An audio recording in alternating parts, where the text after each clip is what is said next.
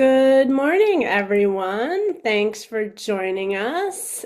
We are here today for a session on the housing requirements in HUD's Continuum of Care program. I am Lauren Peretti, and I'm joined this morning by my colleague, Shannon Quinn Sheeran. And Shannon and I are part of the team at Housing Innovations that provides supports to the Connecticut Balance of State Continuum of Care. And this morning is the first of two sessions on this topic. Shannon and I will be doing session number 2 on April 1st, also from 10 a.m. to noon. And we hope that you will be able to join us then. So bear with me one second. There we go. All right. So before we get started, we wanted to just do a couple of quick housekeeping things. So we love being able to see you guys. We don't get to see you often in person. So if you are camera ready this morning and willing to turn your camera on, please do. I think it's also nice for your colleagues to be able to see you. If there's a particular way you would like us to address you this morning, please put that name into your name in Zoom. And there's a little graphic here on this slide that shows you how you can rename yourself in Zoom. And please speak up, right? So ask many questions, interrupt us at any time. If we say something that you don't understand, you can do that either by just unmuting yourself and talking. You can also put things in the chat box, and we'll be monitoring the chat box as we go and answering questions that come into the chat box. Shannon, I think, has already put the slides into the chat, so you can click on that link in the chat and download the slides from the website. So the slides are already up on the website, and the recording for today will be posted to the website. Shannon is very fast, so normally the same day or within the next day, she gets the recording up to the website. So our session this morning is 2 hours long, so we will be together until noon. We promise we will not go over. We will get through all of the content by noon. And we'll get to as many questions as we can. So if you've got questions that we didn't get to before noon, we'll stay on for a few minutes and answer any questions that we didn't get to. And our team's contact information is the last slide in the deck. So we are always available to you guys to answer whatever questions you have. So please, anytime, reach out to us with any of your CoC related questions. So, and Shannon and I will try to be mindful. It looks like there are a lot of people that we know that we've seen before in these trainings, and then there are some people who are new. So we'll try to explain things for folks that are new. We'll try not to use acronyms, and we just ask for your patience. If you are an old timer in this, we'll probably explain some things that you are already very familiar with. So bear with us for the new people, please. All right.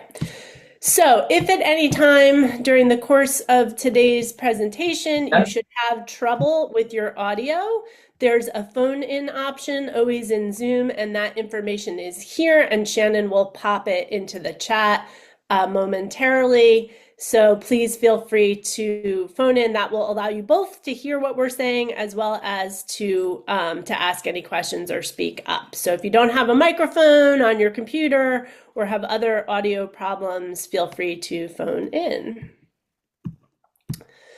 So, it's many of you we've had the privilege of working with for many years, and it's good to see you guys this morning. Some of you we've not had the opportunity to get to know yet. It's always helpful for us in these trainings to see who's in the room and for you guys to see who among your colleagues is here today. So if you would just take a moment to introduce yourselves. We're a big group, over 100. Oh my Lord, we have 156 people in the room. Yeah. That's a lot of people. So we are not going to go around and introduce ourselves all, although that would be lovely. We would spend the whole 2 hours doing that. So please take a moment and put into the chat. Hopefully your name is already there because you've renamed yourself, but your agency where you work, your title, what job you do at that agency, and how long you have been involved in the CoC program. And I see people putting in that information. And as I suspected, that we've got some folks who've been around for a long time. I see Jennifer's been in the program for 9 years, Jerry for over 10 years. 19 years. Wow, we've got some people who've been around, and then some folks who've been here less A time. few So 1 years or 1.5 years. yep. All right. So this is our agenda for today. So we're going to talk, as I said, it's a two-part session. So in session 1 today, we're going to talk about the requirements that apply when new people are first coming into your projects, right? So requirements at project entry. We're going to talk about requirements that apply when someone is looking for a unit, and what you need to think about and do as you are approving units to receive CoC assistance housing units.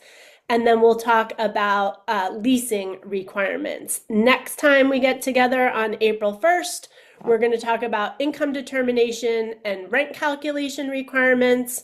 We're going to talk about what you need to do when you are redetermining people, either every year if you're a PSH program, or more frequently if you're a rapid rehousing program.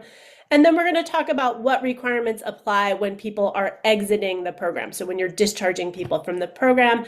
And then finally, next time, if you are a DEMIS subrecipient, at the very end, everyone else can hop off. And at the very end, for the DEMIS subrecipients, we'll have just a few slides that are only applicable to projects where DEMIS is the recipient of the HUD grant.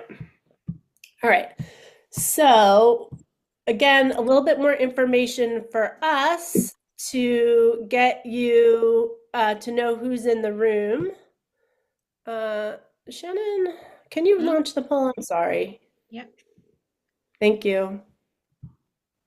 Polls. Apologies, everyone. I just came back from vacation, and when I came back, suddenly my Zoom looks different. And so I'm a little tech challenged today, so I apologize. But here are our questions. We want to know what type of CoC project you work in, and we want to know what role your agency plays in those projects. And you can, both are multiple choices. So if you have more than one project, please tell us, or more than one role, please tell us everything that applies. And we'll give you a minute or two to answer the poll. And there's the, oh yeah, so you got the two, just make sure you see the two questions. Yeah, you have to pan down maybe in the window that popped up in order to see the two questions.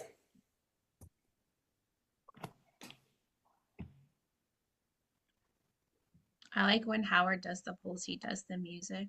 Oh, Howard likes to sing the Jeopardy song while we're waiting for the polls. I won't subject you to my bad singing. All right, about 75% of people participated. Can we get to 80? I don't see the questions. Can you hear me? Yeah, we can hear you, but I don't know what to say about that, because we've got about 83% participating. Shanna, do you have any advice to how to troubleshoot that for someone? You're on your computer and not your phone. That would be the only thing. Yeah, I'm not sure. Sorry. Okay, I'm going to end the poll and share the results. All right, so as we would suspect in CT BOSS, we've got primarily permanent supportive housing projects with us. That makes sense because that is the bulk of what we fund in CT BOSS. And then our next biggest group of projects that we fund is rapid rehousing projects. So that's our next biggest crowd here.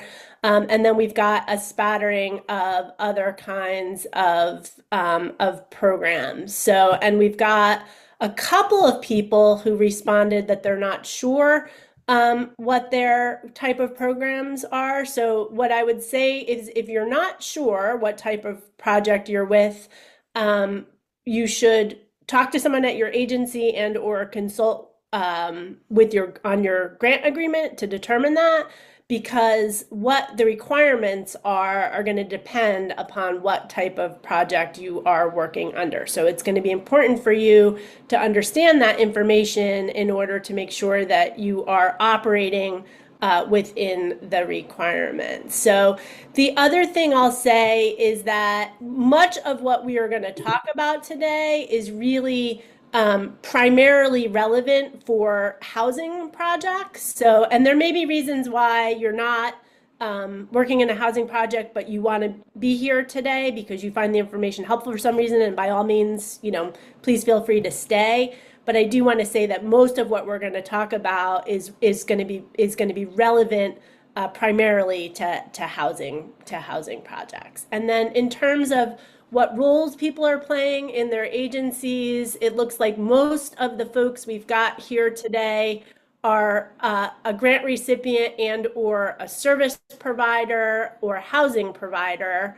A grant recipient is an organization that receives money directly from HUD. Some of you are subrecipients, meaning you receive money through a subcontract that usually it's either DOH or DMIS, the State Department of Housing, or the Department of Mental Health and Addiction Services receives the money directly from HUD, and your agency has a sub-award through either DMIS or DOH. Looks like we've got a couple folks from our fiduciary agencies, which should be either ACT or CCADV, the Connecticut Coalition Against Domestic Violence. And then we've got a couple others, and then a couple folks who are not sure. And again, if you're not sure what role your agency plays, that's going to be important for you to get that information clarified, either by asking your supervisor, or if you are a supervisor, consulting with your grant agreement. Actually, the grant agreement is not going to help you with that. Call us if you're not sure. Your contract with DMIS or DOH might help with that, but call us if you need help. We're always willing to help. So, all right, you want to end the. So just a couple words about why the content that we're gonna talk about today matters. So many of the things that we're gonna talk about today are important because the requirements are really meant to protect the rights of the people that we serve, right? So for example, we're gonna talk about housing quality standards today. And the intent of those housing quality standards is really to make sure that we're putting people into decent quality housing, right? We'll also talk about leasing requirements and occupancy agreements today. And those documents afford people important protections, right? So the primary thing is we want to make sure that we're, protecting people's rights and providing a high quality of services for people. The content we're going to cover today is also important because non-compliance with the HUD requirements can result if HUD comes out and monitors your program. So HUD can at any time decide that they're going to come out and monitor your program, pull charts, ask you to send policies and procedures, et cetera, look at your financial documents, right? And if they do that and they find that something that you're doing is inconsistent with the requirements, then they can issue a monitoring finding and require your agency to jump through some hoops in order to resolve that finding. And that's kind of administratively, can be time consuming, and no one wants that, right? So, or even worse, if it's for certain kinds of findings, they can actually ask for the money back. So we call that recapture in the CoC program, where they will actually make your agency pay back money that you have drawn down. And we never want to see that happen. So part of the reason why we do these webinars periodically is to make sure that we are avoiding, when HUD comes out, we want you all to be ready to go and not to have any findings, and certainly not to have to give any money back to the federal government. So that said, we're not trying to scare you or stress you out, right? We understand that the requirements for the CoC program are extensive and they're complicated, and we know that your teams are really always doing this juggling act, trying, it's a rough housing market, it's a rough labor market, right? And your teams are, facing increasing homelessness, right, in an increasingly rough housing market, and also having a hard time filling positions, right? So we know that you have also vacancies on your team, which just makes it that much more difficult. And so our job and our goal is always to provide you all as much support as we can in this very difficult work that you're doing. And so periodically we do these live webinars. We hope that it makes it a little easier for you to get new staff trained, and for people who've been around a while for a refresher for your existing staff. But we absolutely don't expect you to memorize all of these details, right? So don't stress out. It's a lot of information Shannon and I are going to go through over the next, this session and then the next session. Everything that we're going to talk about is available. Like I said, the slides are posted, the recording will be posted. We'll talk about the operations guides in a minute. There's a lot of reference materials available to you on the CT Boss website. And as I said, don't struggle, right? So if you're not immediately finding what you need, always reach out to our team and we will answer questions. You don't have to leave today feeling like you memorized everything that we talked about. So, all right. A little bit about our current context that we are all operating in, which is not making anyone's job easier. The federal government has been hard at work removing resources from the HUD webpage and other federal web pages. So many of the resources that we have linked to in these presentations have been removed from those web pages. So what we've done is we've looked for links, the document may still exist somewhere on the web, even though it's no longer on the HUD webpage. And so we have linked to those other places on the web where we can, but it's likely that you're going to find, whether it's in today's presentation or previous presentations, when you're clicking on links, that they're going to be broken. So if you have trouble finding something, just reach out to us. We've got a lot of these materials archived. There are other organizations around the country that are building archives. So we will help you find what you need if what you need is no longer available on the HUD website. All right. So I mentioned the operations guides a moment ago. So there are two guides that we have developed, one for all of the PSH projects statewide and one for all of the rapid rehousing projects statewide. Housing Innovations worked with the Department of Housing to develop the rapid rehousing guide, and with the Department of Mental Health and Addiction Services to develop the permanent supportive housing guide. And basically everything you need to know if you're either a PSH or a rapid rehousing program is contained in that guide. So all of the requirements, federal, local, state, CoC are in those guides. And so we are not going to be able to cover everything in those guides in even in two 2-hour sessions. So we're going to cover the most important things that you need to know today and again in session 2. But if you are running a rapid rehousing program or a PSH program and you are not familiar with these guides, please check them out. You can get to them. All of the text that is green and underlined in these slides is a live hyperlink, so you can click on that and it will take you directly to the guides on our website. And there are also some trainings that we've done, that are linked on the training page on the website here on this slide. And then in addition to the guides, our friends at DMIS and DOH have provided us with all of the forms that they require. So if you are a DMIS or a DOH subrecipient and you are operating a DMIS or DOH project, right? You want to make sure that you are using the forms that are listed on the resources page of the CT Boss website. So the DEMIS, all the DEMIS forms have kind of a separate page that's an offshoot from the resources page, and that link directly to that page is here.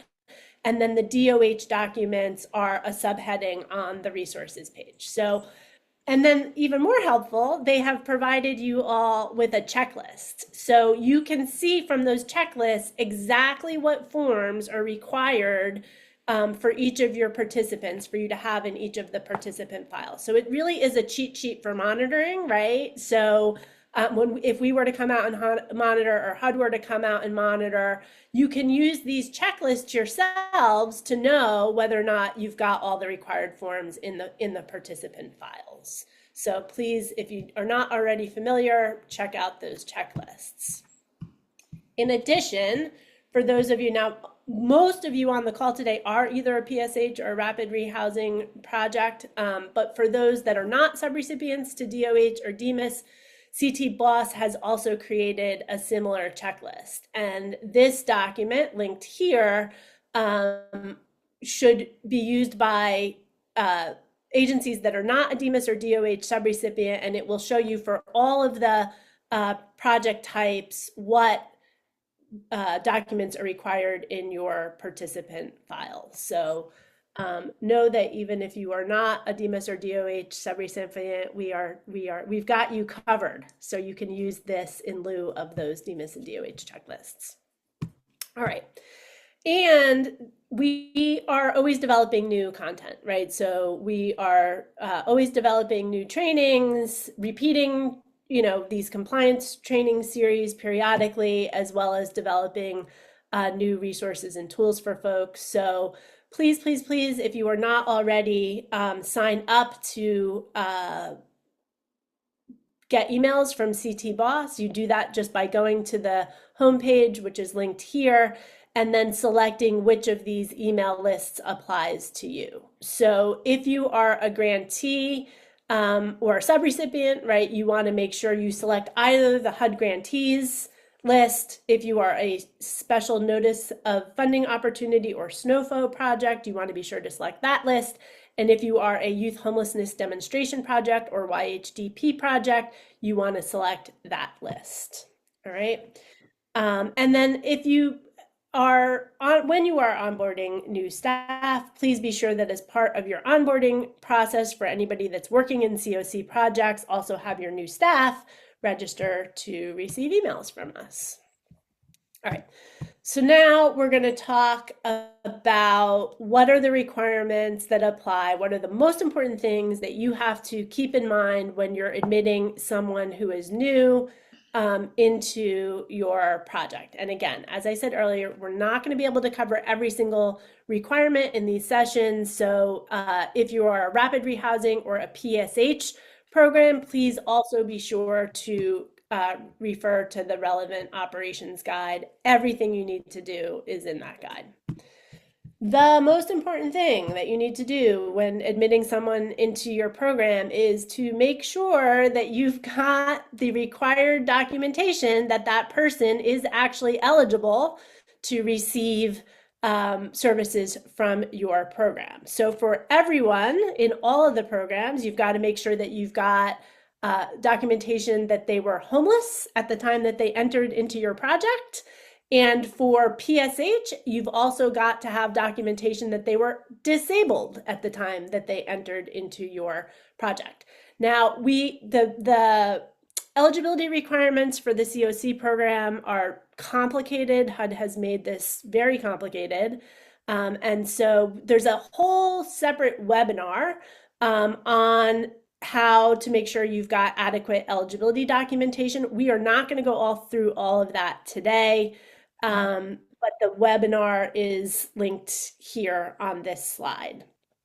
And I'll just say that this is by far the biggest issue we see always when we come out and monitor. So we it's rare that we do a monitoring where there isn't a finding related to eligibility. So it is by far the number one recapture risk that we come out to see. If you don't have adequate documentation of eligibility for every participant in your files, that is a huge recapture risk. So HUD can come in and recapture all of the money that they've ever given you to serve that person, dating back to the day that the person originally came into your project. So for someone, for example, that's getting rental assistance and has been in your program for 15 years, that's a lot of money, right? So you don't want to have to give back that money. So particularly in this environment, we want to make sure that we've got adequate eligibility documentation for every single participant. And if you're not sure what adequate documentation means, please watch the webinar that is linked here.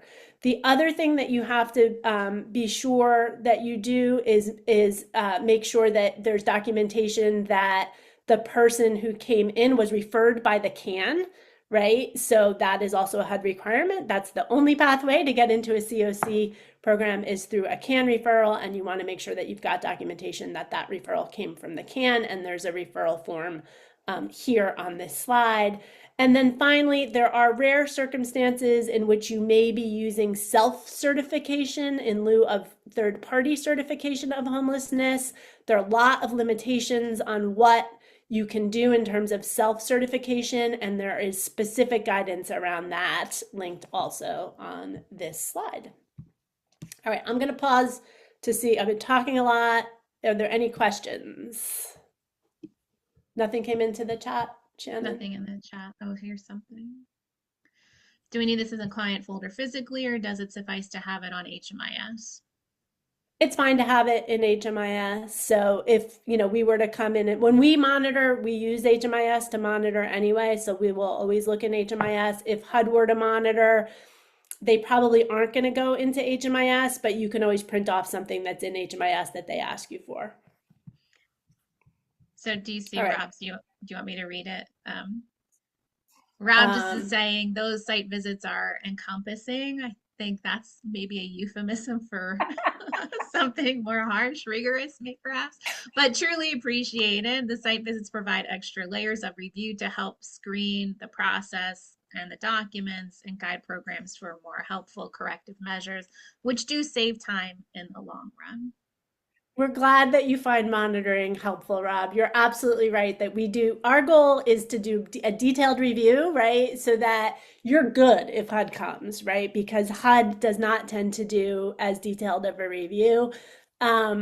I will say that for those of you that are operating either DEMIS or DOH programs, the state auditors are very detailed in the review that they do, much more so than HUD monitoring. So hopefully what we do helps to prepare you not only for HUD monitoring, but also for state audits. All right, so moving on, rearrange my windows here. So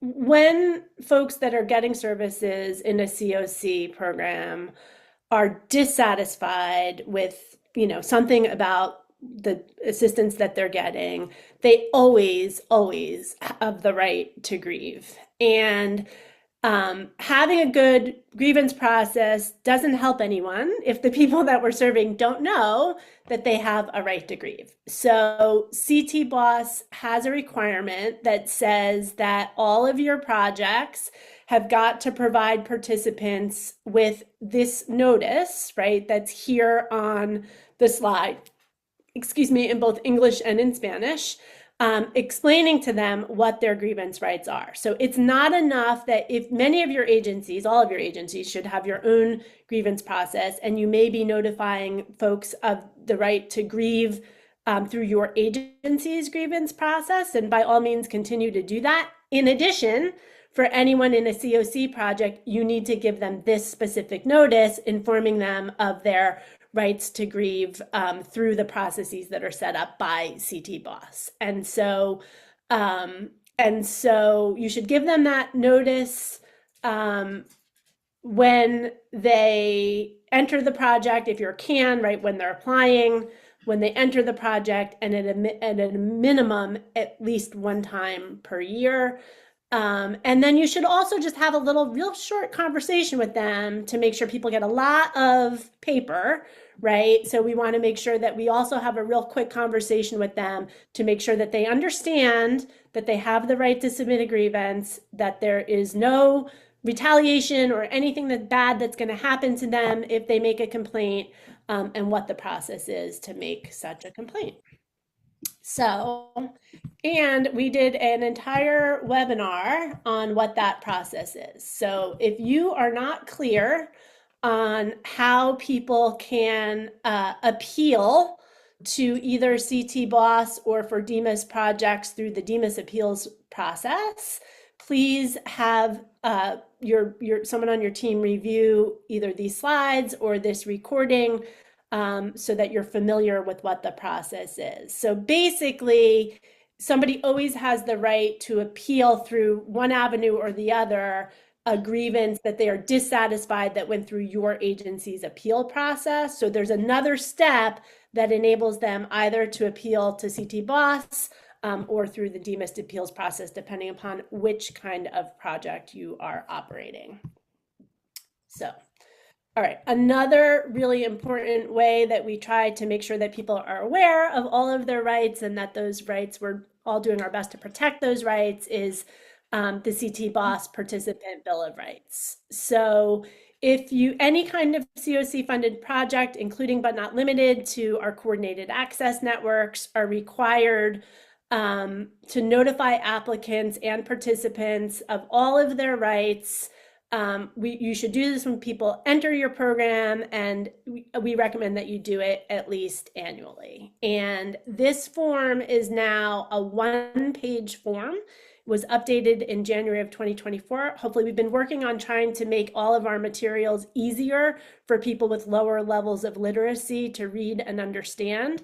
So if you are not using the very simple one-page form, you're still using an old many-page form, please discard that form from your files and start using this simpler one-page form. And then we have also created a way for you to document in your charts that you have provided 3 different kinds of rights notices that are required by CT Boss. So the Participant Bill of Rights, which we just talked about, the Grievance Rights Notice, which we talked about a moment ago, and then the VAWA Emergency Transfer Notice Rights, which we're going to talk about in a minute. So linked here is an acknowledgement that you can have participants sign. It's available in both English and in Spanish. And basically what it says is that you've provided folks with these 3 forms.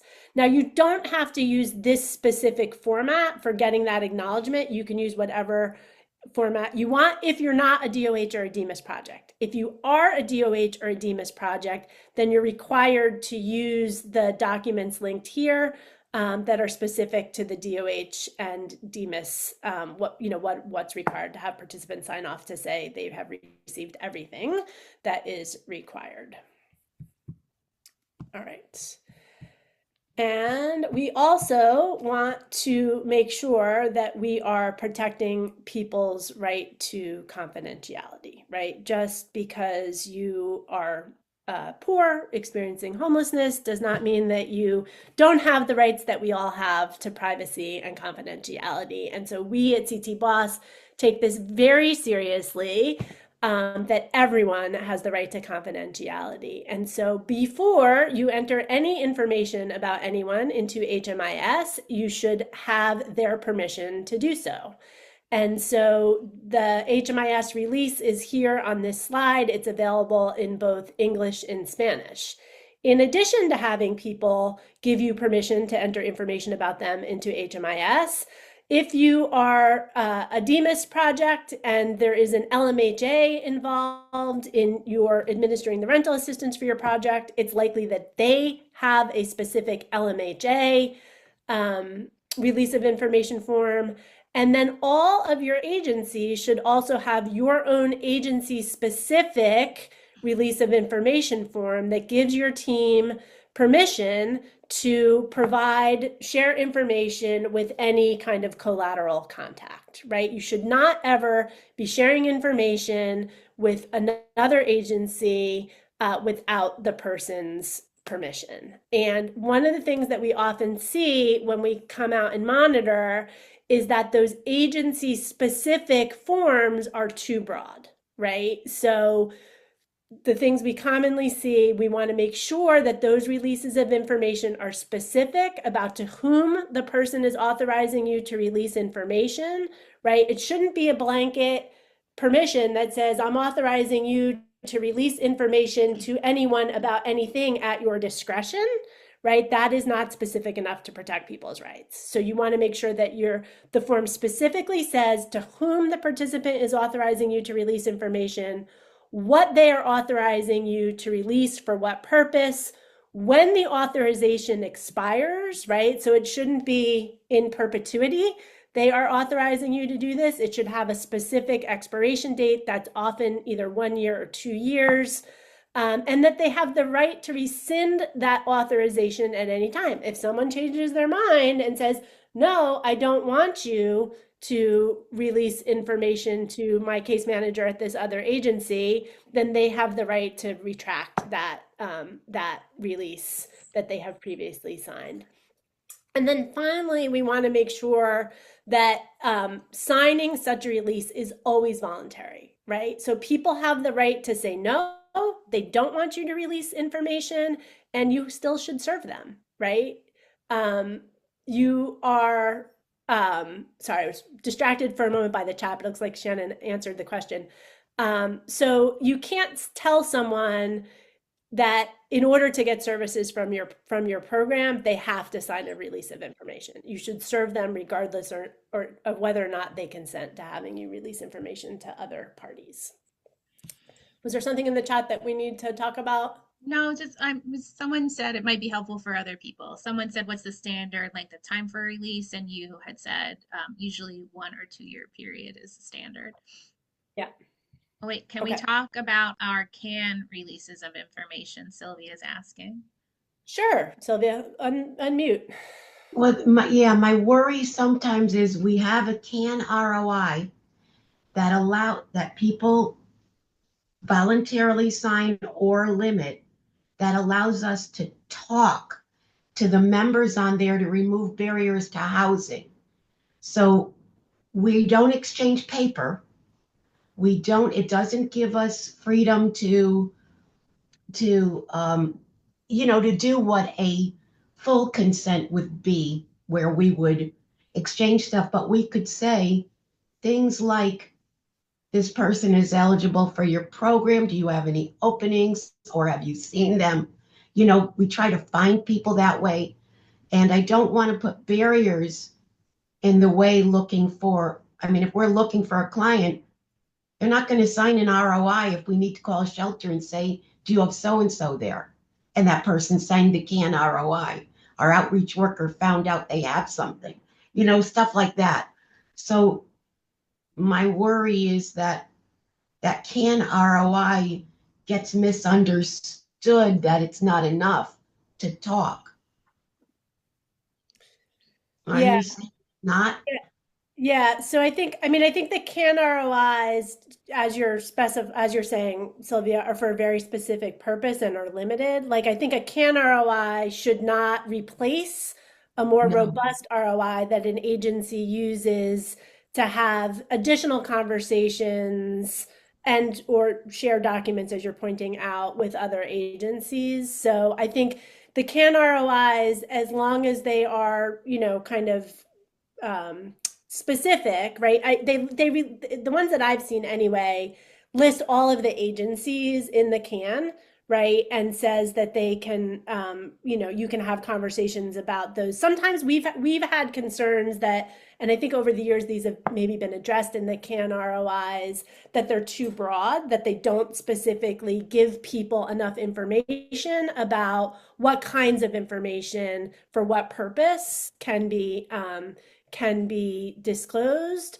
But I think those are an important tool and they should continue to be used, but not replace the more specific ROIs. Exactly. That's like to me, the distinction is this is sort of your front end work where actually you're engaging, probably still person hasn't bought into you enough to say, oh yeah, I'm yours. And okay, thank you. I Yeah, just wanted to sure. make Thanks, Sylvia, for bringing that up. And then Eric also had a question about how do you handle a program participant refusing to sign or rescinding the ROI for a landlord. So I think that there are, probably, specific things, right, that you need permission from the participant for in order to be able to process rent payment, right? And so I think you just like any other issue that you may encounter in serving someone, you explain the person's rights, right? You explain the consequences of, what's going to happen, how things are going to have to be different, right? If you don't have that permission to talk to a landlord, and then the person armed with that information about their rights and what the outcome will be if they don't sign the ROI, then I think that that's all you can do. Eric, did that answer your question? If not, please unmute. Yeah, I think my main concern is as a Demas employee, Demas makes the payments Right. on behalf of the person. So if we don't have an ROI on place, do the payments continue to go out? So my guess, and I'm not sure if Lisa or someone else from the office of the commissioner is on the webinar with us today. My guess is that Demas is not able to make payments if someone doesn't consent to at least some limited for that purpose only. I mean, I guess it's possible that you could probably construct an ROI to that very specific circumstance that only allows whatever release of information is absolutely necessary in order to make that payment. Although if there's someone from Office of Commissioner who's on that wants to chime in, please do.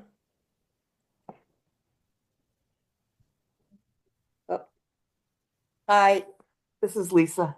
Hey, How are Lisa. you? Yeah, to be honest, I've never really thought about that. We don't hear a lot regarding landlords refusing to sign, or if there are, we would not necessarily be aware, but that's a good point, and we probably would need a release in order to release the payment.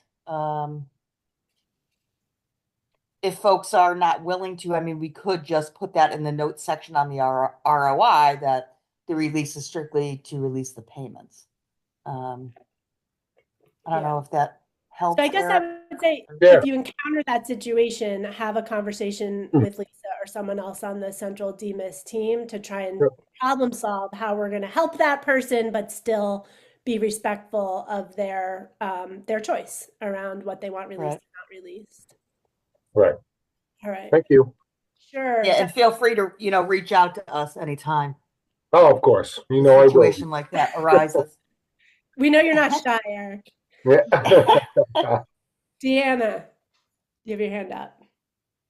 Yeah, I was just wondering, because when we get to that point, the contract that Demas has is to pay the landlord for rent. It's really a contract on the unit, not the person. The lease is between the tenant and the landlord. The contract to pay is only for a contract to pay on the unit. So while we would need to disclose certain information to Demas about the person, the contract for Demas is to pay the rent on the unit, isn't it? So it's not really about, because they don't send the payment attached to a person's name anymore. It's to the contract number.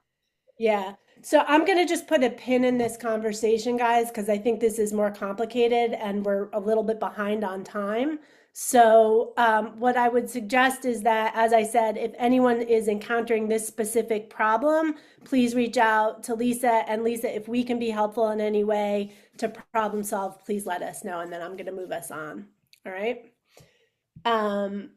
So the next thing we wanted to talk about quickly is the VAWA requirements, Violence Against Women Act requirements that apply when someone comes into your unit. And again, there's an entire webinar just on these requirements. So if you have not already watched that webinar or at least looked at the slides, please do. It's linked in the right column here on this slide.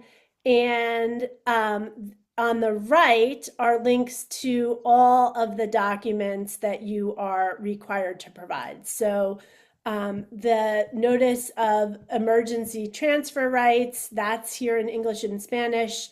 The VAWA domestic violence incident certification form, the VAWA notice of occupancy rights, and the VAWA lease addendum. So the notice of occupancy rights and the incident certification form have to be provided to all adults in the household, and those should be provided at project entry. If at any time you're denying assistance to someone, the landlord should be providing those when they send a notice of eviction, although you certainly cannot control whether or not the landlord has done that. But if you are at any time terminating someone from the CoC program, you should be, along with that notice of termination, including those two forms. And again, you want to do that for all adults in the community, in the household, and you want to do that regardless of whether or not you believe them to be survivors of domestic violence, right? We don't know who may or may not be experiencing domestic violence, and so we provide these to everyone.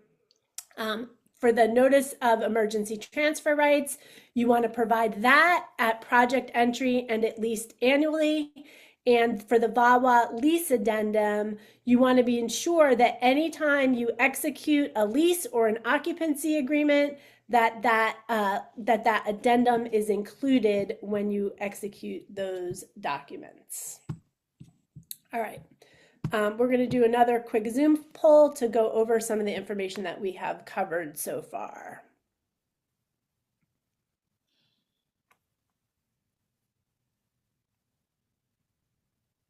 All right. Can you see the poll? Yep, we can. Thanks, Shannon. All right. So these are true and false questions, and we'll give you a minute to answer the questions.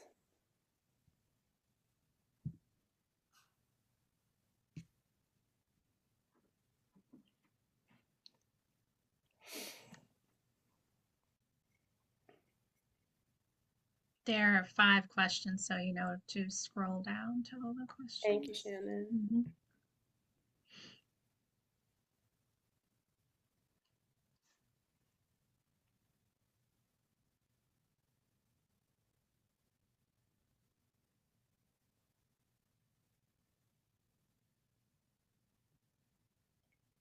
Also, there's 173 people here.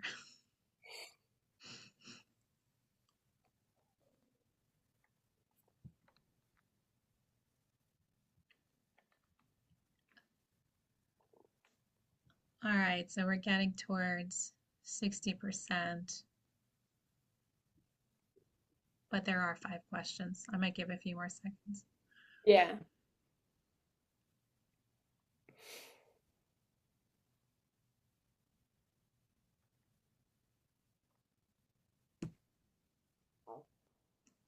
All right, I'm going to go ahead and end the poll and then share the results. Thanks, Shannon. Sure. All right, so the first question, all DOH and CT BOSS rapid rehousing projects are required to follow the policies and procedures outlined in the Rapid Rehousing Operations Guide. That is true. So that guide is not limited just to DOH subrecipients, right? Every rapid rehousing project in CT BOSS and really every rapid rehousing in the state, because ODFC has also adopted the guide, should be following the what's in the guide. So the second question is also true. The same thing applies for PSH, right? So it used to be that the operations guide only applied to DEMIS PSH. And maybe 2 years ago, a year and a half ago, the steering committee adopted all of the requirements in the guide for all of the PSH in the state. So if you are a rapid rehousing or a PSH project, regardless of whether or not you are a subrecipient of DMIS or DOH, you should be sure that you are familiar with and using those guides, which also answers question number 3. So question number 3 is false.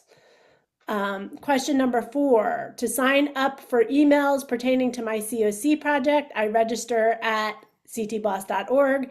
That is true. Please don't email someone on our team and ask them to put you on the email list. Go to the website and sign up yourself. And then finally, I only need to notify participants of their grievance rights when they have a complaint. That is false. We want to notify people of their grievance rights when they come into the project, and at least once a year. Usually when you do recertification, you will notify them again of their grievance rights.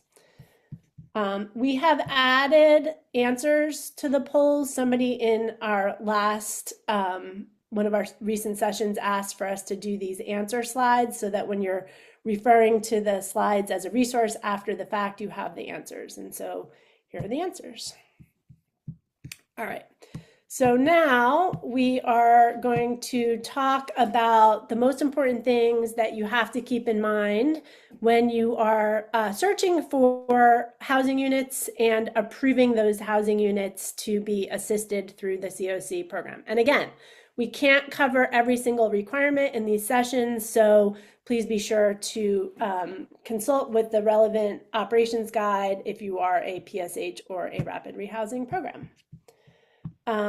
So the first thing, and I think everyone here knows this, right? We do not ask folks who are experiencing homelessness to go out and find their own unit, right? Some people may very well be extraordinarily capable and successful at doing that. And by all means, if somebody wants to look for their own unit and succeeds at finding a unit quickly, please let them do that. But generally speaking, staff always are responsible, right, for building relationships with landlords and providing as much assistance as someone needs in order to help a participant to locate a suitable unit, right? So even if someone says to you, no, don't worry, I got it, I'm going to find my own unit, by all means, let them give them a go at it, right? But if they aren't able to quickly locate a unit, then that's a good sign that someone on your team needs to be involved and to provide some assistance. And so as part of that process, it's really important that we explore participants' housing preferences, right? Where they want to live, with whom they want to live, near whom they want to live, right? Are they able to use stairs? All sorts of things that can help make sure that the unit that we ultimately rehouse them in is a good fit for them. And so, and understanding that it's not like in this housing market, people are going to have 20 choices of units, right? But we want to make sure that we have those conversations with people about what their preferences are, which of those things are most important to them. And there's a tool here on this slide. That to help explore those preferences with people and have them define what's most important to them, so that your housing search in partnership with that person can be targeted to the things that they have identified as being most important to them about that unit where they're going to live. So, and then for if you are a rapid rehousing program, obviously the rental assistance is time limited, generally is going to end within 12 months. And so we want to make sure we are considering affordability for when the assistance ends. So you want to be sure that you're looking at people's employment history, their benefits income, and whether or what there is going to be feasible for them. In terms of how much income they are realistically going to have to be able to afford the unit when the assistance ends. So units that are not affordable within that 12-month period are just not going to be a good fit for someone in a rapid rehousing program, because that assistance is, of course, time limited. So, all right. So a little bit about Inspire. Hopefully people have heard of Inspire. Inspire stands for the National Standards for physical inspection of real estate, and it is the standard that is going to replace HQS or housing quality standards. HUD keeps pushing back the deadline for rollout of Inspire in the CoC program. So currently, the latest information we have is that Inspire is still scheduled to roll out effective 10/1/25, meaning that in October of this year, all of our programs are going to be required to use the Inspire inspections instead of what we currently use, which is HQS inspections. So HUD has said repeatedly that they are going to release program-specific requirements and other guidance. We have not seen that for the CoC program. Once HUD releases that additional information, we will update the operating guides and provide training and whatever additional resources your teams need. If HUD extends that deadline again, we will be sure to let you know that the deadline has been extended. Last time they waited, I think, until literally the day before the deadline was upon us to extend it. So don't be surprised if it's very last minute. Lauren? Yeah. Will that requires the Inspire checklist that also, right? It's like 5 pages, and that's going to be yearly. So they haven't released the specific CoC guidance for Inspire, so we don't know exactly what they're going to require for the CoC program. So there are out there in the universe, right, different HUD Inspire forms that are already being used by other kinds of HUD programs, but we don't know what they're going to require for the CoC program. So we will let you know as soon as we know. The goal, though, is that the process is supposed to be simpler than HQS and also more focused on units that pose a health or safety risk for people rather than on appearance of a unit. And so it's supposed to be fewer standards than are currently required under HQS.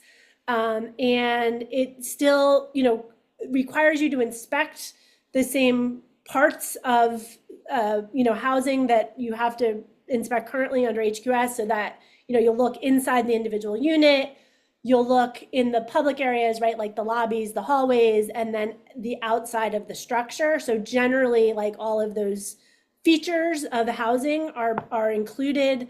But where it really differs from HQS is that the landlord can self-inspect, right? So the landlord has got to self-inspect at least annually and then submit evidence, right, that the unit meets the requirements. So for example, by uploading photos to some portal, and that there's a third-party inspection is required less often, right? So the idea is that your teams or somebody that you hire would only need to go out and inspect the units sometimes maybe every year, depending upon what the self-inspection by the landlord, like if there were concerns related to that self-inspection, but probably for most units only every 3 years. But again, that's all just based upon what they've released so far. We don't have the specific requirements yet for the CoC program. All right. So until such time as we get specific requirements for the CoC program from HUD, everyone should still be using HQS. And HQS has to be done if you are using CoC rental assistance or leasing funds, right? And you would know that by looking in your grant agreement or asking your supervisor what kinds of budget line items you have in your CoC project. But for programs that are using either rental assistance or leasing funds, you've got to inspect those units before somebody occupies it, right? So before you sign the lease, you should make sure you inspect the unit, and then at least every 12 months, right? So even if a unit goes on a month-to-month renewal and you're not actually executing a new lease, you still need to do the HQS because it's got to be done every 12 months. And if the unit doesn't pass inspection, you go out and you find a concern, right? You've got to get that, be sure that that concern is resolved before you execute that lease. So you can't say, oh, fix this, this, and this, and we're going to go ahead and proceed, right? You've got to make sure that the concern is addressed before you execute the lease. There is no specific HUD requirement around who is qualified to do HQS inspections. We'll look in a minute at some guidance that you can use to help your folks understand what the requirements are. And you've got to make sure that those HQS inspection forms, again, if you've got rental assistance or leasing funds, that every participant chart has a current HQS inspection form. That means within 12 months in the file. And the costs of doing those inspections are not supportive services costs, even though your case managers may be doing them. Those costs must be billed to either your rental assistance or your leasing budget line item. And I see Lisa has her hand up. Hey, Lisa. Hello. Yeah, and I just wanted to mention that if anyone is having difficulty getting into an apartment to do an annual inspection for somebody who may be on change orders, to document those attempts, right? So in the event that you don't get in, at least there's documentation. Thank you, Lisa. Thanks.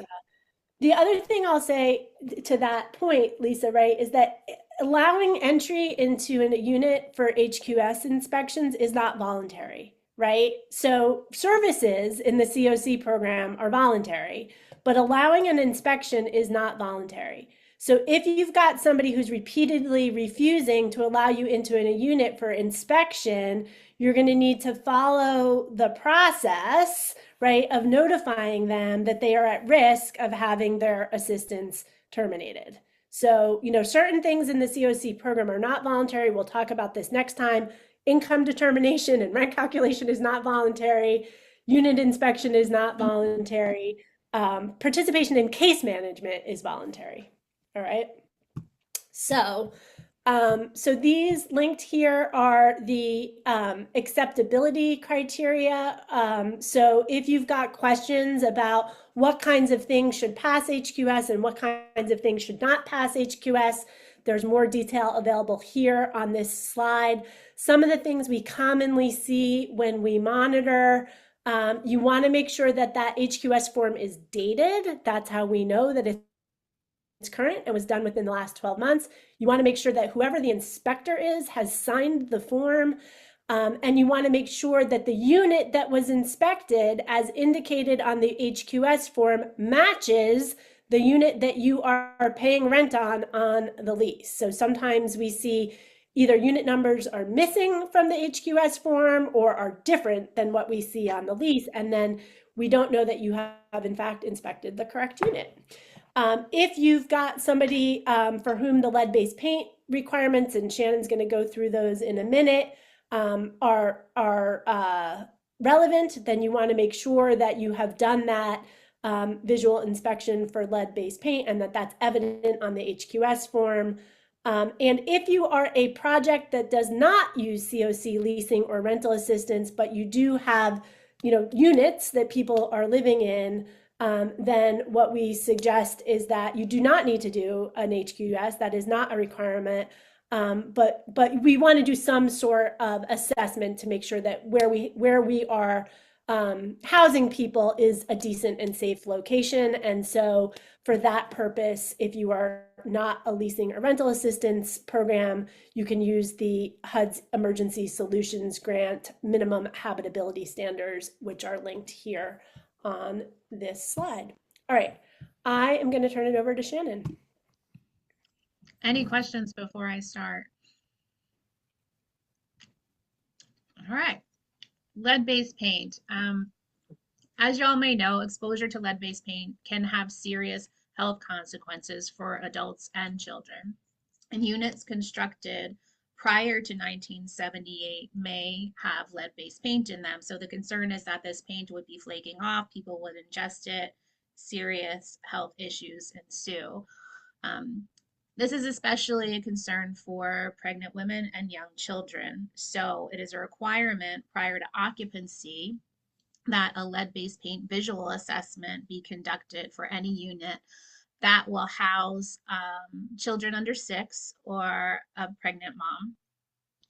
Inspectors, people who look at this and inspect it, must take the HUD lead-based paint visual assessment training. So that training is linked here. And you all must maintain a certificate that people have completed that training on file for the program. And then projects also must document that participants have received the lead hazard information pamphlet that is also linked here. So when we're doing the HQS inspection, that's also when we would do the lead-based paint inspection. Next slide.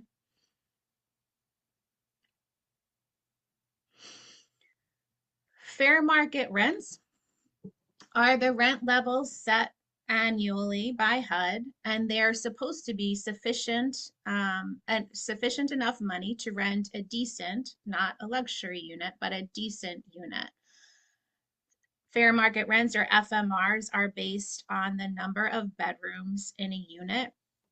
And in the annual project application that everyone submits to HUD, and this is either for new or renewals, the amount that a project would apply for rental assistance or leasing is based on FMR. And HUD sets the year. Sometimes they do different years than the year that we're in for FMR, but it's based on FMR. In a leasing project, leasing projects are not allowed to rent a unit that is over FMR. FMR levels include the utility allowance. So when we talk about FMR in the slides coming up, keep in mind that this is inclusive of utilities, and we'll talk more in session 2 about utility allowances. Next slide. Rent reasonableness. So rent is considered reasonable if you can document that 3 comparable units in the locality of the participant's unit are in the same general area as the unit that you're looking to pay for. So HUD requires that a rent reasonableness assessment be documented in all rental assistance and leasing projects. If you are a rental assistance project, the maximum that you're able to pay is reasonable rent.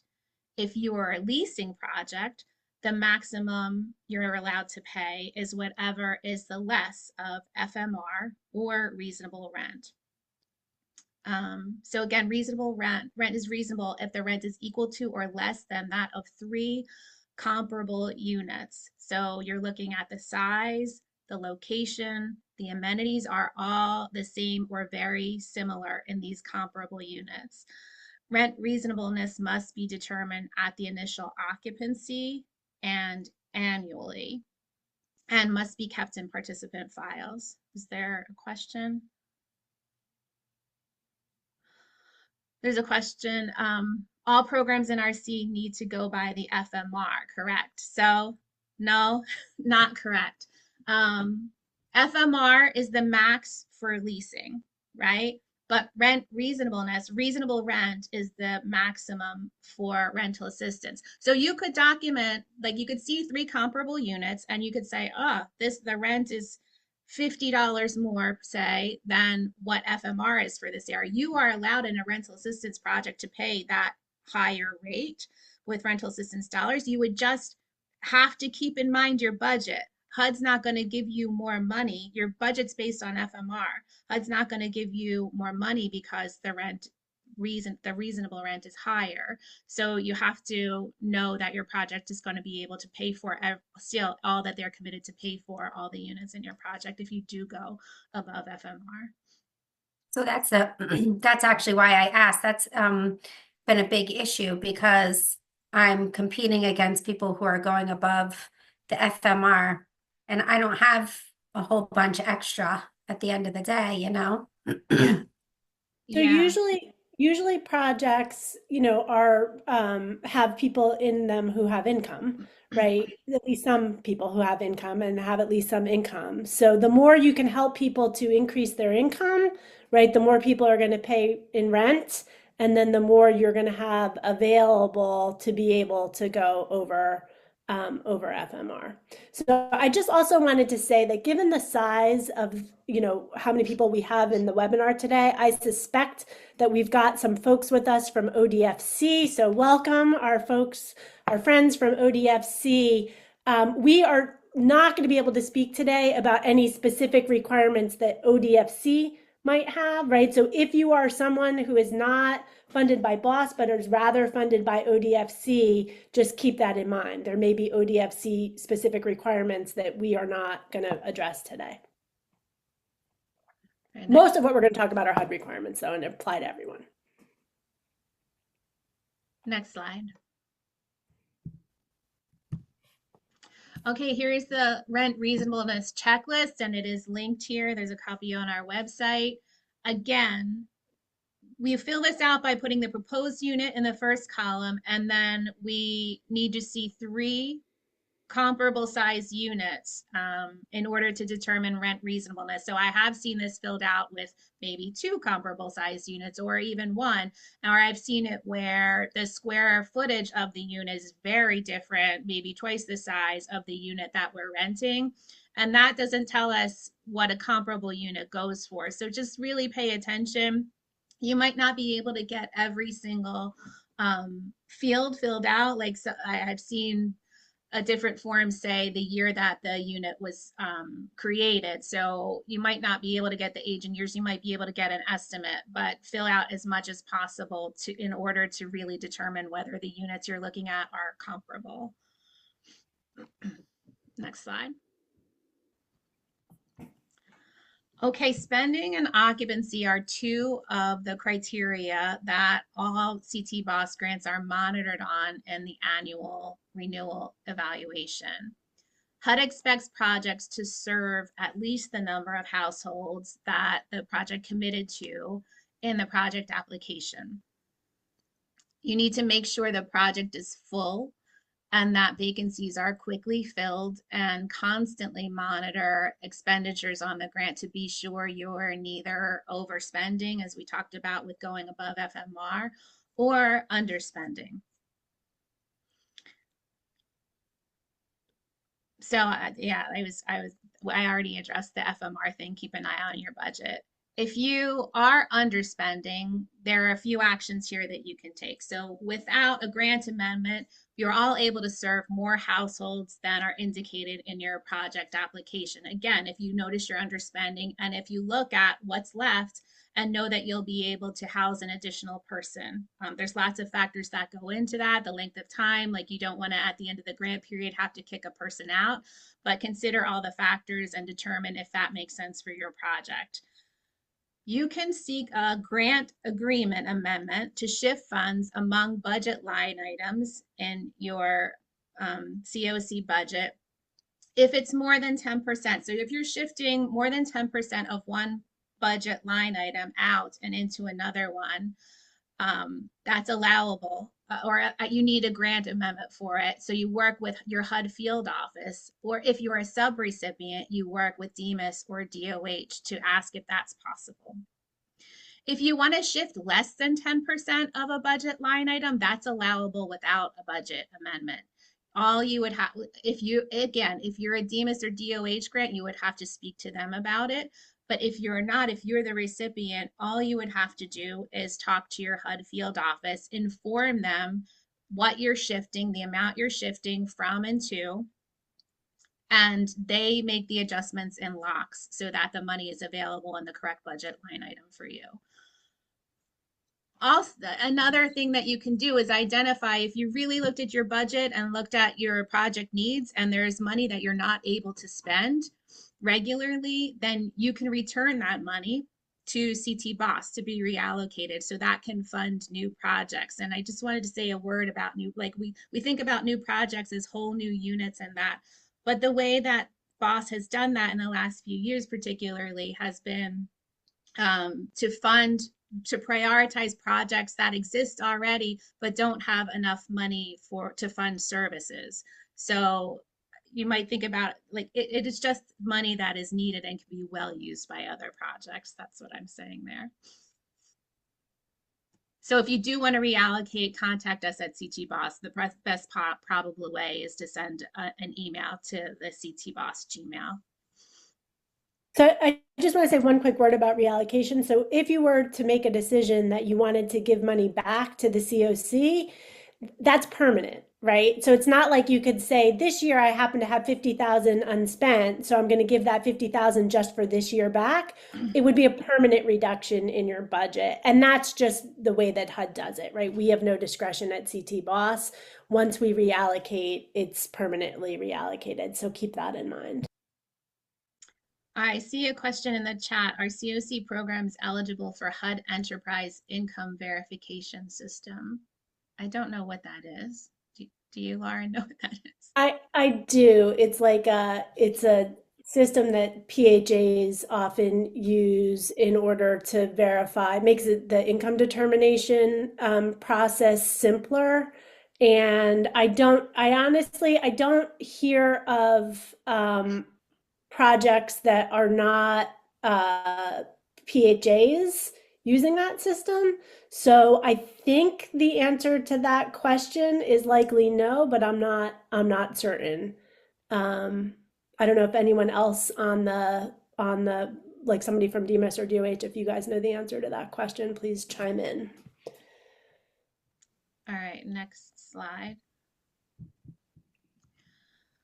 Conflict of interest. A conflict of interest is a situation in which a person has competing interests or their interests are in conflict with one another. So for example, if I work for a CoC project, I'm obligated to spend grant funds in a prudent way, in a fiscally responsible way, and not to pay more than necessary for rent.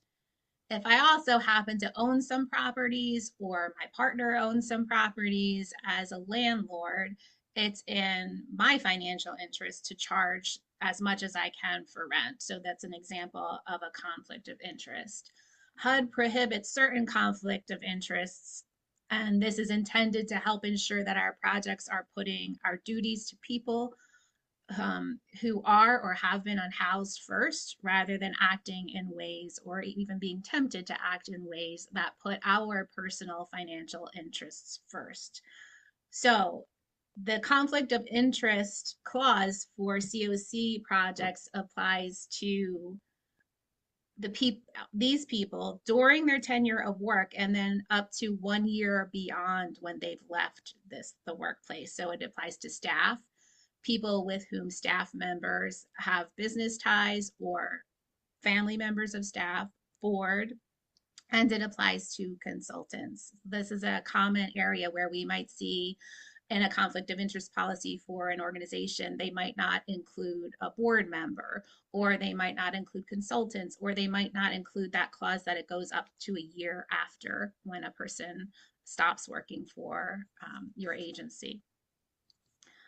Some examples of conflict of interest. So in that scenario where I said I'm a landlord and I work for a CoC agency, you can't use CoC funds to rent a unit that someone on your staff or board or an immediate family member owns.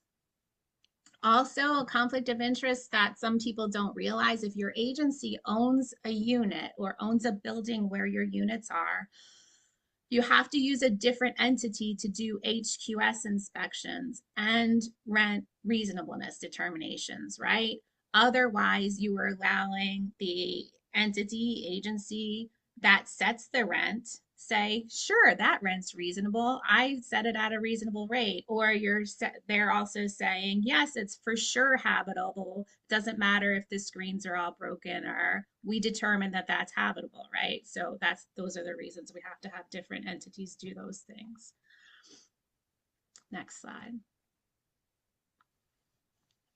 All right, the next few slides are going to be about environmental review. We've done whole workshops just on environmental review. There are lots of details, so those trainings are linked in the training slides, but we're going to go through the main factors that are involved in environmental review in the next few slides. So the projects on this slide are category excluded, not subject to review. Projects with only operating or admin funding, only supportive services, only HMIS, or some combination of these, but without the other types coming up. Only HMIS that's not used to lease the space. These types of projects are excluded and don't need an environmental review. Next slide. I just want to say this is different than what we have presented in the past. So, HUD recently updated this flow chart that's linked at the top of the screen. So they have at HUD, it's not that the projects don't require environmental review. They all require environmental review. What has happened is that HUD has done that environmental review on behalf of the projects that Shannon just went through. So you don't have to worry about doing environmental review because they're covered by this nationwide environmental review that HUD has done. And this flow chart, if you're not familiar with it, has been updated. So it's a useful tool for you to be able to look and see, okay, what kind of project am I running, right? What level of environmental review is required for my project. Thanks for that clarification. Okay, all other projects are required themselves to update the environmental review at least every 5 years or when environmental conditions change. The purpose of environmental reviews is to assess and ensure compliance with various environmental conditions, assess the potential environmental impacts of a project, and if the environmental review is not present, HUD can issue a finding and possibly recapture funds, right? So an environmental review is required for all units, current and new. And all completed forms must be signed by a responsible entity. I'll talk about that a little more, but a responsible entity is a government official, not a staff person at your agency, that is required to fill out the environmental review. Most CT BOSS projects, so we looked at environmental reviews in 2018 and most were updated then, and now in 2023 is the most recent time that most BOSS projects have completed their environmental review. So those would be expected to expire in 2028. But if you don't know when your most recent environmental review was completed, please give a look at the project information that you have to see if yours is coming up. And just be prepared. It could, depending on who your responsible entity is, it might behoove you to take a couple months ahead of time and contact them to get that signed on time for renewal. Next slide. Okay, overwhelmingly, the responsible entity is a local city or town where your project or units are located. This could mean if your project is in more than one city or town, you may have to work with more than one responsible entity. Just keep that in mind. As I said, forms must be signed from this by this responsible entity. Recipients or subrecipients themselves may not sign off as a responsible entity. This should be rare, but if you come upon a case where a responsible entity refuses to sign, HUD has asked that you notify the field office, keep a copy of that refusal on file, and send your environmental review forms. There's too many acronyms. Send your environmental review forms to DOH for them to sign and complete for you. The responsible entity does have the option to approve your units on a project-wide basis, so not to sign each time you rent a new unit. So work it out with that responsible entity, whether when they do the original review and you attached a list of projects and their addresses or units and their addresses, work it out with them whether they want to see that new list of projects every time that there's a turnover and you have a new address, or just keep the list updated yourself. And at the time that you need it to be renewed, then you would send them the current list. Was there a hand raised? Yes. Uh, Elaine? yes, it looks like Elaine has her hand up. Good morning, everybody. Hi, So Elaine. this is a whole thing. It is a So whole we thing. did it last year. It takes months. The amount of maps that are required, and listen, you're talking to a bunch of social workers. We are not town engineers. Town by town, for those of us providing rental assistance in areas where clients don't live in a central hub, you call the local responsible entity. They have no clue as to what you're talking about. They do not want to sign anything that has to do with the government that's not coming down from their higher ups. You go to their higher ups, they have no idea what you're talking about. So my I'm going to put it out there and say that the majority of us have these signed by the responsible entity at DOH. There's got to be an easier way.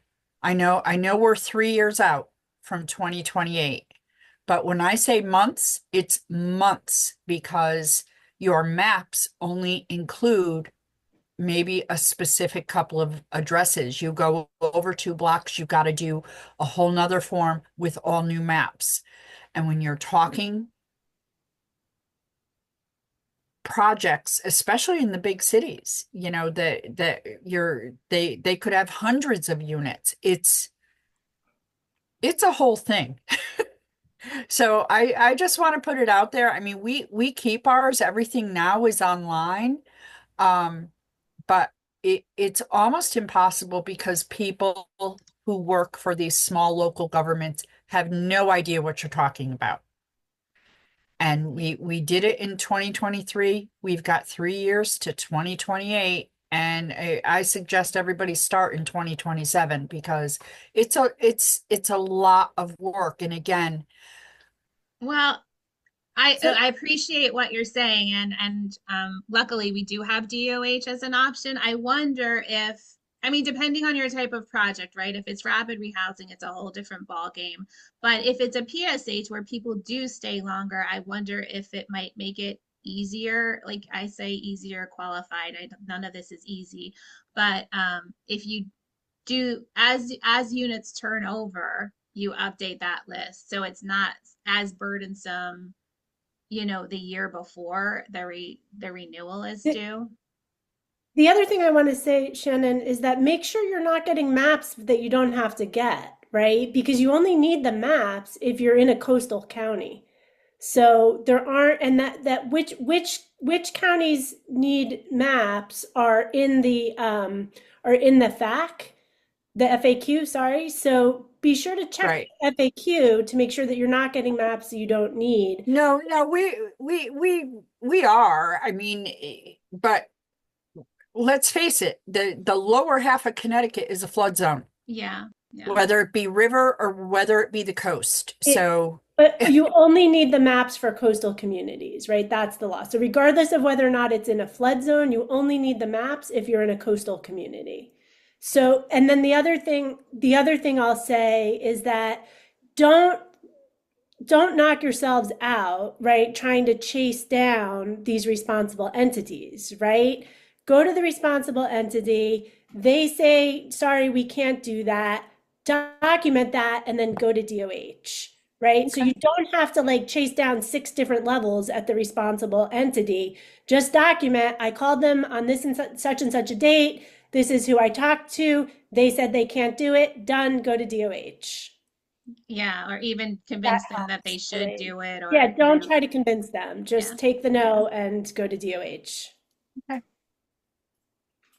Which is we do appreciate what we did in the end. But I get that this has to be done. But again, I'm going to say it. You're talking to a room full of social workers, not engineers. Yeah. So, maybe there's a workaround where it can be done for all of these projects in a different way. Yeah, I mean, we're Because happy to, we don't have a clue either. yeah, we're happy to entertain any suggestions people have for a different process that would work better. The process has to be compliant with the law, of course. Right, So right. I don't like, we don't have discretion on a lot of this, right? Because it's defined by HUD essentially. We're working with DOH now to try to identify a trainer who can come out to redo, because it's been a while since we did that environmental review training. So we will offer some training for folks before the bulk of these are due again. And I see Jennifer has her hand up. I just wanted to say I 100% agree with Elaine. And I do feel like for programs that are not in the coastal area, you're literally just writing this doesn't apply over and over and over again. So I do feel like there could be a much easier way to have this done that covers larger communities that wouldn't have to be done by the providers. Okay, we will take that back to DOH and talk to the person at DOH Miguel to see what different process we might be able to put in place. I'm just making a note for myself that would be allowable but easier for you guys. And I thank you, Lauren, and we all thank Miguel as well because he signed every single one of them. You know, Yeah. it's and thank God for them. Yeah, Yeah, yeah, no, we absolutely. So- appreciate Miguel.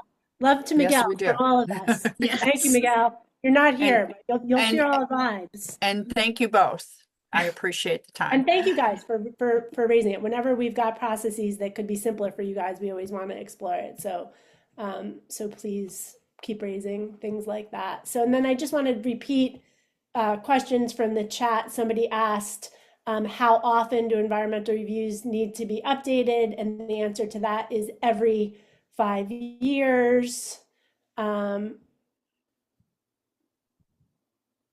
And then looks like Rob put some links in the chat, some resources in the chat. So, okay, want to keep going, Shannon? Yes, next slide. We're on the next slide. Oh. No, next after this. There we go. Okay.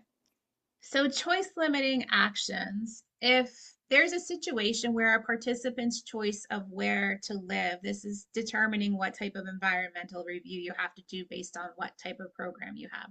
So if the participant's choice of where to live is limited, as in a project-based or a sponsor-based rental assistance program, so the choice of unit the participant will live in is made by the grantee or the project sponsor, then there is a slightly higher level of environmental review.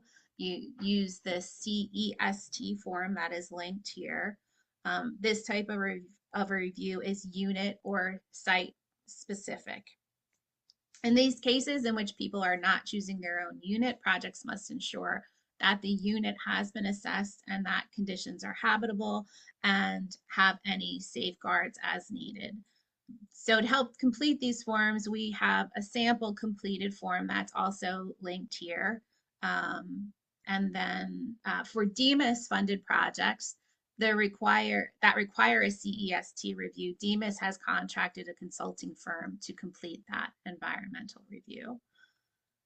Next slide.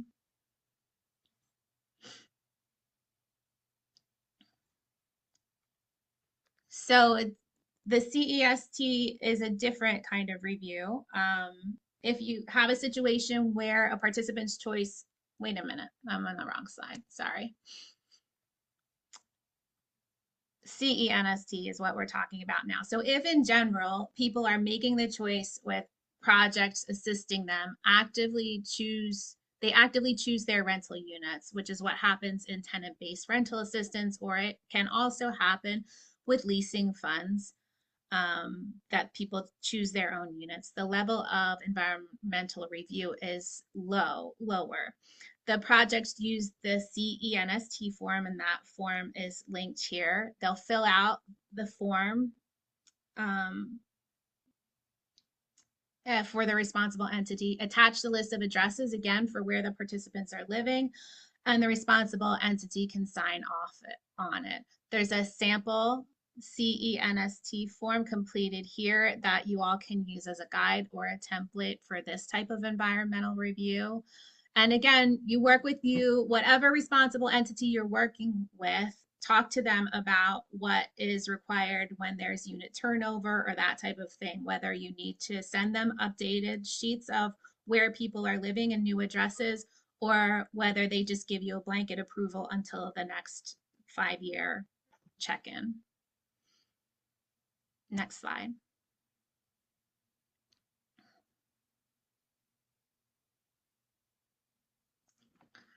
So example projects, exempt projects must still verify on a project basis. There are 3 things you'll need to address in that check: airport runway, clear zones. So if you're only using rental assistance funds, you may complete that and say that the project is using only rental assistance funds, so leasing is not a factor. But if you're airport runway, you cannot use leasing in these areas. Coastal barrier resource areas may also be a factor. You cannot use leasing funds in those areas. There are 3 counties. Shannon, I'm sorry, you can't lease units in these areas. So that doesn't mean just leasing funds. You cannot use rental assistance or leasing. You cannot use CoC money to assist units in airport, runway, clear zone, coastal barrier resources. Okay, zones. Okay. Yeah, that's okay. So there are 3 counties within BOSS where the coastal barrier resources are a factor: New Haven, New London, or Middlesex. If you're in one of those counties, look at the map and print the map, right? And show that the unit in question is not in one of those coastal barrier areas. And on the FAQ document in Q7, there are directions to follow how to complete the environmental review form. And then if you're in a flood zone, if you're in a zone where flood insurance is required, you can only lease if that insurance is in place. Next slide.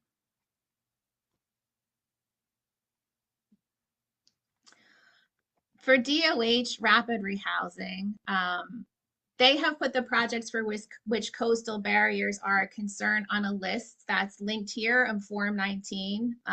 That form is on the resources page, and it's maybe around page 3 of that form. So just a note for the case manager or housing locator to be particularly mindful for checking the unit addresses, and the link here, U.S. Fish and Wildlife Services Coastal Barrier Resource System. Retain a copy of the map documenting that the unit is not within a coastal barrier resource. Rental assistance, again, as Lauren said, cannot be provided to units within a coastal barrier resource system. I think next we have a poll. So I'm gonna launch the poll. Can y'all see it, Lauren? Can you see it? Yeah, okay. So question, true or false? You don't need to worry about rent reasonableness if the rent is below FMR. That's a true or false. Second question, to be considered comparable, a unit must be, and this is multiple choice, you can choose any that apply, located in a place that is comparable to the assisted unit, comparable in size to the assisted unit, of comparable quality, and have comparable amenities to the assisted unit. And 3, a project needs an environmental review whenever there is a grant agreement amendment, true or false. And last but not least, dogs are perfect, true or false. So I'll give you a bit of time to answer those 4 questions.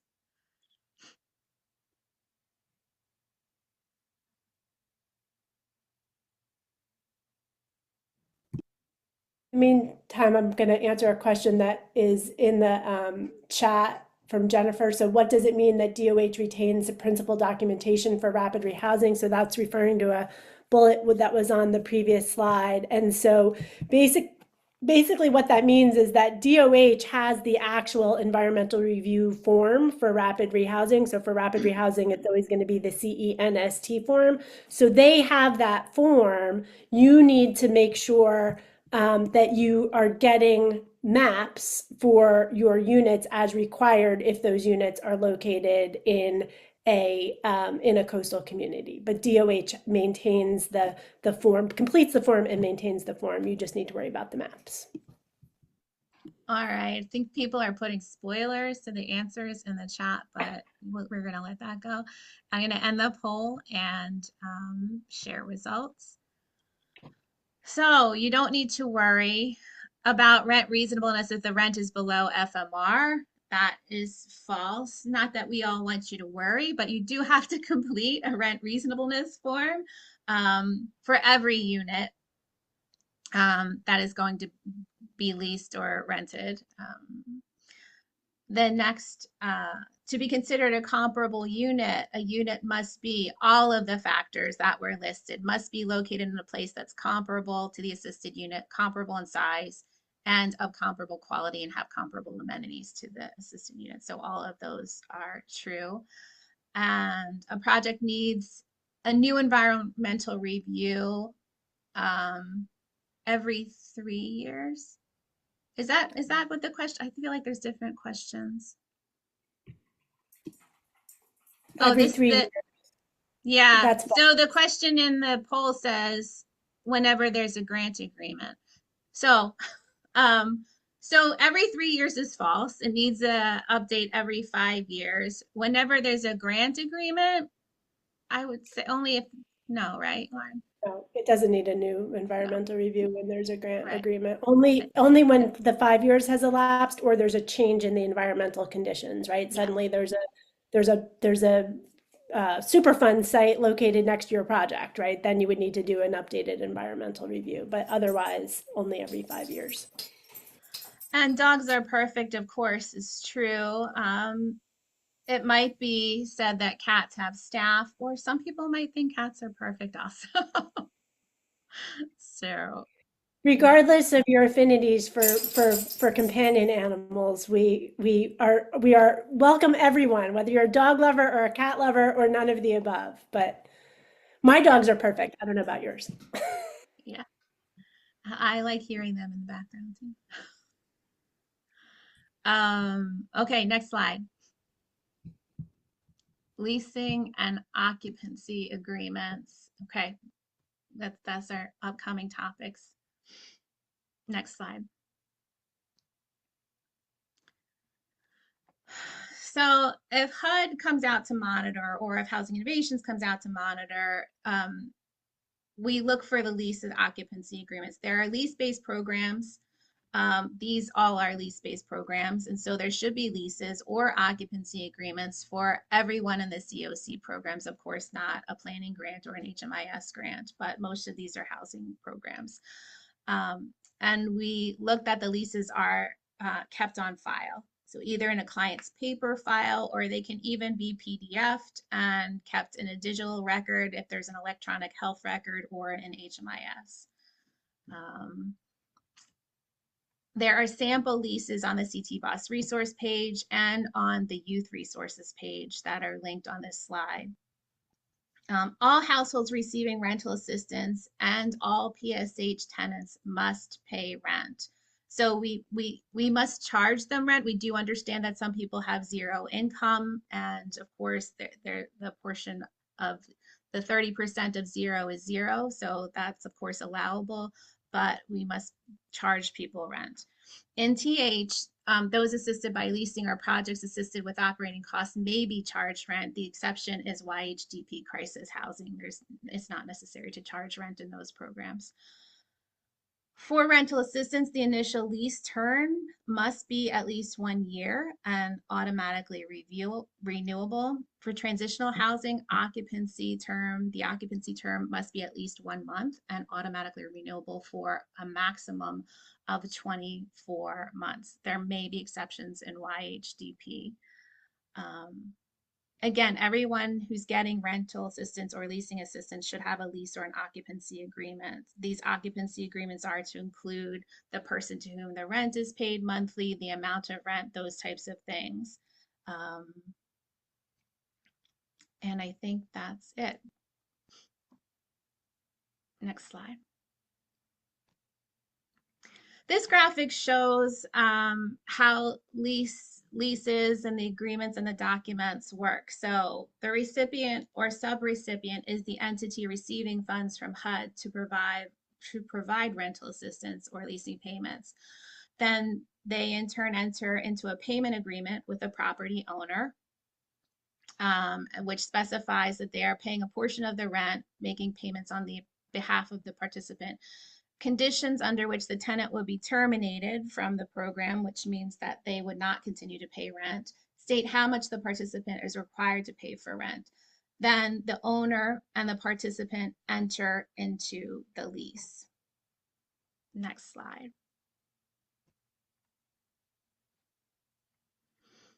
DEMIS projects are required to use the linked housing assistance payment agreement. No other arrangements for the landlord where there might be instances where the tenant is required to do chores, snow removal, lawn mowing, that kind of thing are acceptable in those situations. The HAP contract is between the property owner and the agency administering rental assistance. It's required for all tenant-based rental assistance in PSH projects. Terms must be identical to the lease terms, the dates. And it establishes, again, amount paid for by subsidy, prohibitions of side deals, like I just said, conditions under which the subsidy may be terminated, right to inspect without subsidy if the unit does not pass HQS, withhold subsidy, I'm sorry, if the unit doesn't pass HQS, and procedures for charges against and return of security deposit. Rapid rehousing requires the rental assistance agreement, which is linked here. Next slide. I just want to underscore really quickly. So if you're a DEMIS project, right, you have to use the specific format that's linked here, but all PSH projects have to have an HAP agreement, whether or not you're a DEMIS project. So you can use the HAP agreement that's linked here as a model, but make sure that, because that model is for a contract between DEMIS and the landlord, and in your case, if you're not a DEMIS subrecipient, the contract is going to be between your agency and the landlord. So you've got to revise that template to name your agency rather than DEMIS everywhere it says DEMIS if you are not a DEMIS subrecipient.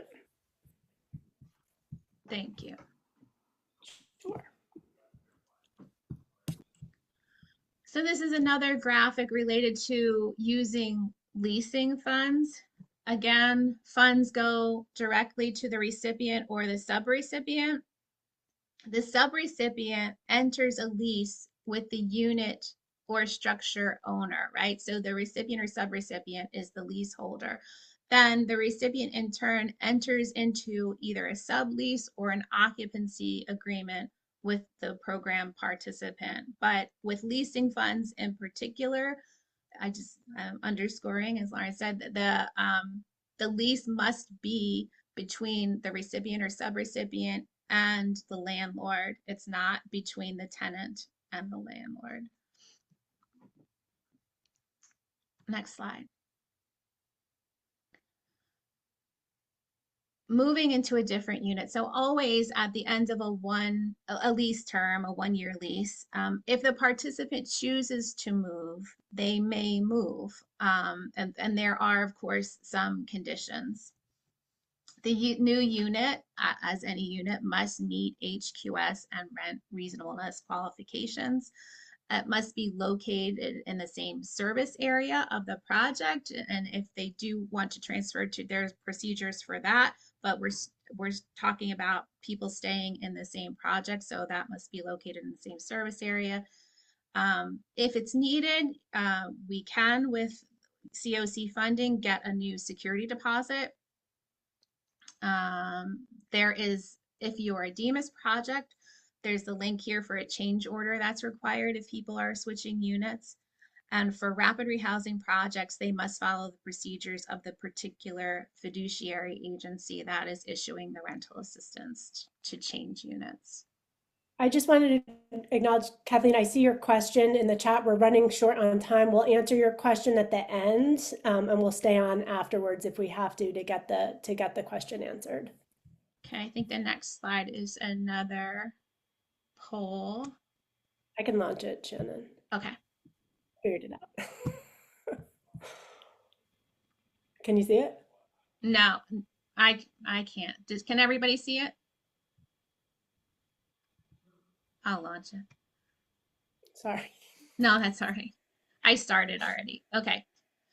So, lease and occupancy agreement question. Which of the following types of CoC projects requires that participants have a signed lease or occupancy agreement? So, select all that apply. Permanent supportive housing, transitional, supportive services only, rapid rehousing, or YHDP crisis housing. 2, projects that use the CoC leasing budget line item can opt either to sublease units to the project participants or have participants sign leases directly with the property owner. 3, participants who wish to move to a different unit are required to find their own security deposit. I'll give probably less time than usual because we're getting close to the end, but there are 3 questions. Scroll down as necessary to see all of them.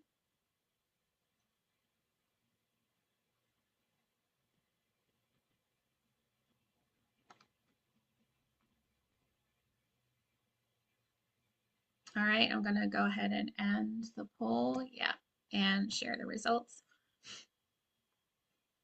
So, which of the following types of CoC projects require to have a signed lease or occupancy agreement? The answer is every one of them except for supportive services only project. Every other type requires either a lease or an occupancy agreement signed and kept on file with the program. Projects that use the CoC leasing budget line item can opt either the sublease units to project participants or have participants sign leases directly with the property owner. False. Then the second part of that is the false part, that projects participants don't sign leases with the property owner. The recipient or subrecipient does that. Participants who wish to move to a different unit are required to find their own security deposit. That's false. CoC projects are able to provide a security deposit when people change units. So I wanted to say, not only are you able to, you must, right? You can't charge participants anything other than whatever their rent calculation says that you should be charging them. So charging them a security deposit in order to move is not allowable. Thank you. All right, next slide. So that's the end of our formal slides. There's a training slide coming up, but we want to ask you all, and maybe you could put it in the chat, what items from today's training will you follow up on?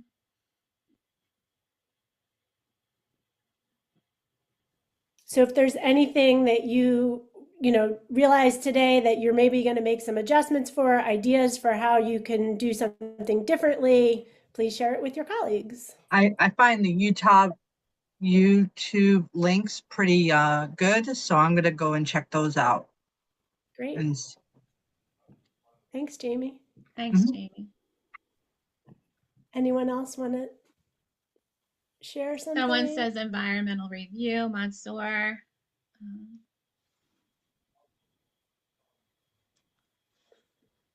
We'll answer the questions that are in the chat that we didn't get to yet in just a moment. We want to move on. Yeah. So there are many additional trainings on the CT Boss training page of the website, and some of them were linked throughout this presentation. Documenting participant eligibility is one of them. CoC grant management requirements, CoC policy and administrative requirements, CoC fiscal requirements, which Lauren and Howard just finished up last month. CoC monitoring is a more recent one we've done also. There's an equal access presentation there, and rapid rehousing, utility allowances, and reimbursement is another presentation with lots of good details in it for you all. And we're going to be doing live webinars on CoC grant management requirements and CoC policy administrative requirements coming up. And then we are awaiting, hopefully, news about the new HMIS tool to document participant eligibility. And once that is available and that process is retooled a bit to make it easier for you guys, we will repeat that participant eligibility training as well. All right, so let's answer the questions maybe that were already in the chat. So Kathleen asked, when somebody gets a utility reimbursement, does it have to be paid directly to the utility company or can it be paid to the participant? So, and Amanda answered the question and that's right. So it really is, the rule is that you're supposed to pay it to the participant unless you get the participant's permission to pay it directly to the utility company. So we always suggest that you try to get the participant's permission to pay it directly to the utility company. Folks are very poor, and if you send them a check, they may not send it to the utility company because they have other urgent needs. So you know, definitely if you can get that permission and send it to the utility company, but you do need written permission from the participant to do that. And then the second question, what if they received a security deposit back from a unit and this is a mid-program move? So regardless of, you know, generally speaking, people should be moving at the end of their lease. Unless it's a, emergency, like a DV emergency transfer, right? People should generally be staying in their unit until the end of their lease. So I think if it's a mid-unit move for a reason that is not an emergency reason, you know, somebody's safety is at risk, then I think you can say to them that they, you know, have to stay in their unit until the end of the lease. And then at the end of the lease, you would work with them to move. But regardless, you can't have them pay you can't require them to pay their own security deposit. You can only require them to pay their portion of the rent as calculated in the approved rent calculation methodology, which we will talk about next time. And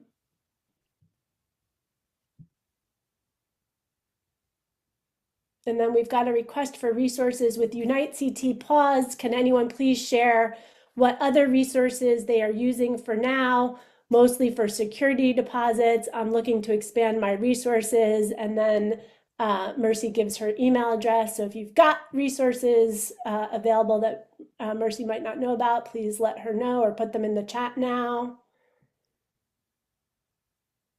And then there's a question that says, what if they have two utilities? Can they use it for both or just one? So I'm assuming you're asking if they are owed a utility reimbursement.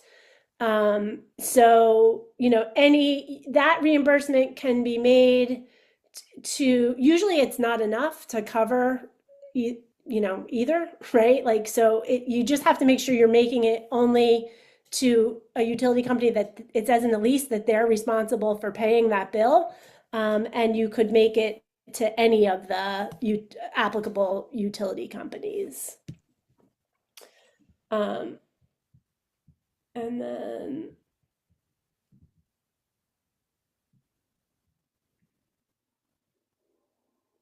Elaine says, try the local CAAs. I don't know what a CAA is either, Elaine. Can you say what that is? I think you meant for the security deposits, probably a community action agency. Thank you, Elaine. All right, so I don't think we've got any other questions in the chat, but if we missed one, please unmute and let us know. And then I'll just show quickly our team's emails. So at any time, please feel free to reach out and we'll stay on just for a minute or two in case there are other people have questions. But we appreciate your time, everybody, and we look forward hopefully to seeing you again on April 1st for the second part of this session. Shannon, you want to end the recording?